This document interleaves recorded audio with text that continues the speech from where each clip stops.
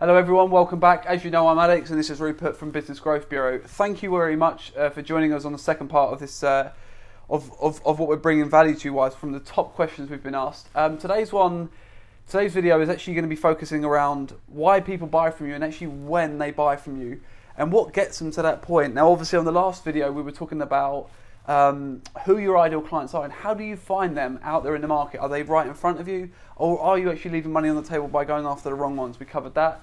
And now we're actually going to be talking about specific companies and when do they buy from you, but why, which is also a really important question, why people actually buy from us. So I suppose the why question is obviously quite a deep one, so we'll tackle that in just a second. But I suppose, Rupert, a great way to start this would be, when do people buy from us? Is it when they've got a perceived number of value, when we've exceeded their expectations? When do people actually buy from us? That's a really great question. And the thing is, we don't always know. What I would say is if you get your targeting right, it can make a massive difference. So for example, people have the perception that there is a much larger number of larger businesses actually out there than there are.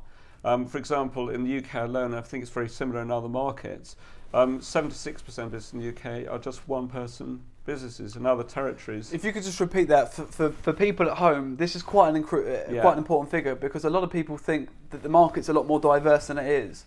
But it's actually a lot more controlled by the top kind of 4%, right? Yeah, that's right. So, for example, you flipped it the other way around. So, 76% of one-person companies have got about. Say that a bit slower for people at home. So, 76% are one-person businesses. Right. Okay.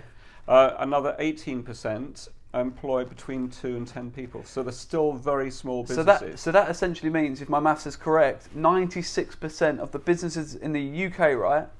94%. 94%. We won't split 2% between friends there. Yeah. Okay. Are less than 10 employees. That is correct. So that's a really important thing to think about. When people buy from you, are we going after the wrong companies by trying to target the bigger companies? Because it only makes up 6% of the overall market, people that employ more than 10 people in the UK.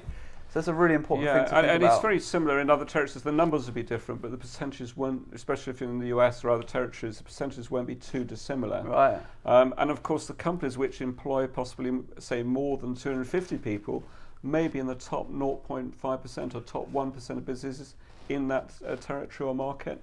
So it's really important to understand that, which then leads in very nicely to some of the other things. Well, yeah, and let's just go back to that because the original question was, when do people buy from us? Because that's obviously, if I know from past experiences that I've done in terms of running my own business,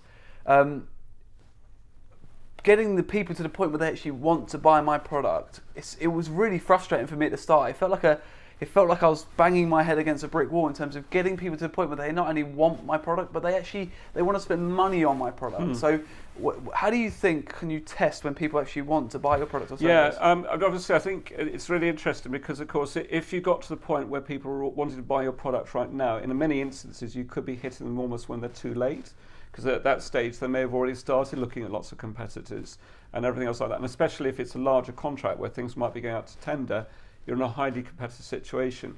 So what we tend to recommend to potential clients, or if you do this yourself, is that you try and find people a bit earlier on in the process.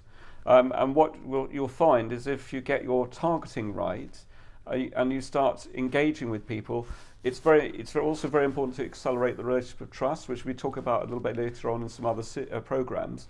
But then as part of that, you'll find as a rough guide, about 4 to 6% of people will actually want what you have to offer now, as a very rough guide. So you just have to have got the time exactly right. You'll also then find about another 14 to 18% or so actually are wanting what you have to offer, but there's a slight timing issue. So for example, you and I might see someone tomorrow, but actually they then need to get sign-off from someone else, or it might need to wait till a new financial year. It doesn't mean just to say they won't get, because they don't give you a decision now, they won't be a very good client. They're highly likely to be a very good client. And then there's a much bigger percentage who actually don't know what they don't know. They may not know that you exist. They may not understand the benefits you actually have to offer. But if those relationships are built on over a period of time, they too will also become potential clients, or a percentage of those become potential Yeah, that's clients. interesting because obviously it probably be worth telling everybody watching, and once again, thank you for joining us today.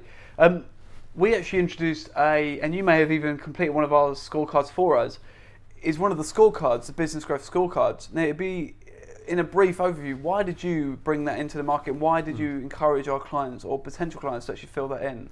That's a really good question, actually.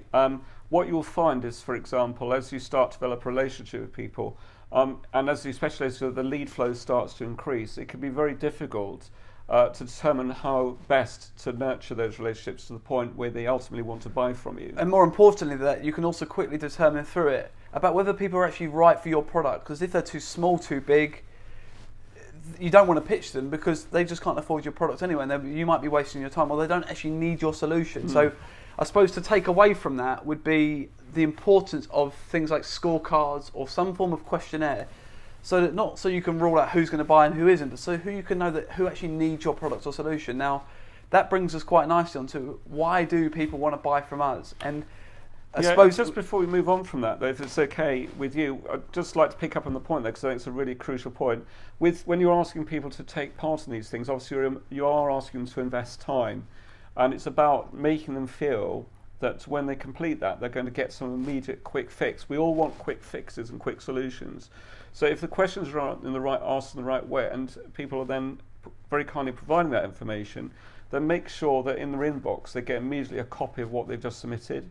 And then what you can also then do is offer to share the anonymised results a bit later on.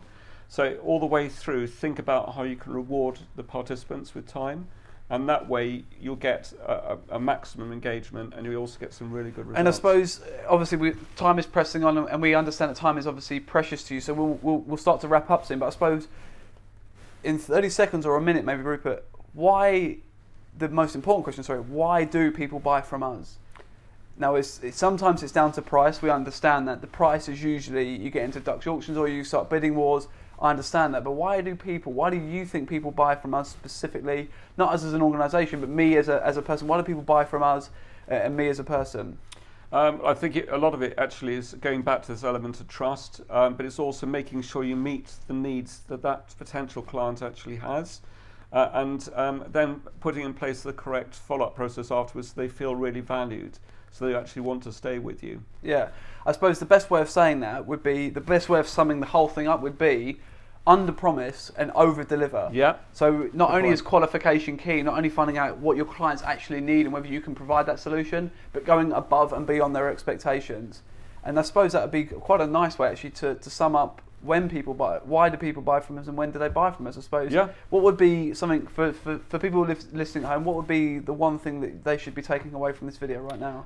Bottom line is don't give up too soon. For example, what we've seen people do is to actually start the whole engagement process off, and they may get part of the way through the journey or possibly even a quarter of the way through the journey, and then what happens is they then give up because they feel that nothing has happened, but actually they haven't realised that it takes a little while for that engagement process to build up, and as a consequence they either leave money on the table because that potential customer never buys, or worse still, you've warmed that person up to the point where they'll go to a competitor, so you've actually got the double whammy there of that. You made a competitor stronger, yourself weaker. So it's very important. But also the thing you've missed there is you can actually potentially devalue your brand. You can, because if your product is good enough, you will want to get it into people's view. You want to get the brochure in their hand, the content them consuming. Because if you think your product's good enough, you need to get it into people's hands. You leave that money on the table, it could devalue your brand, which we'll get onto it, I know, in a later session. Yep. But let's wrap it up there. Thank you so much for watching. Once again, I'm Alex. This is Rupert, Business Growth Bureau. Thank you so much for watching. I suppose, like I said in the last video, and I'm sure you watched that, your feedback, your comments are our oxygen. You're the reason we're going to carry on these videos. And if you like it, let us know. If you need any tips or advice, get in touch. We're always happy to have an introductory, an exploratory conversation. And the link will be somewhere on our description. So thank you so much for joining. Enjoy the rest of your day, and we'll speak to you very soon, hopefully. Cheers. Cheers.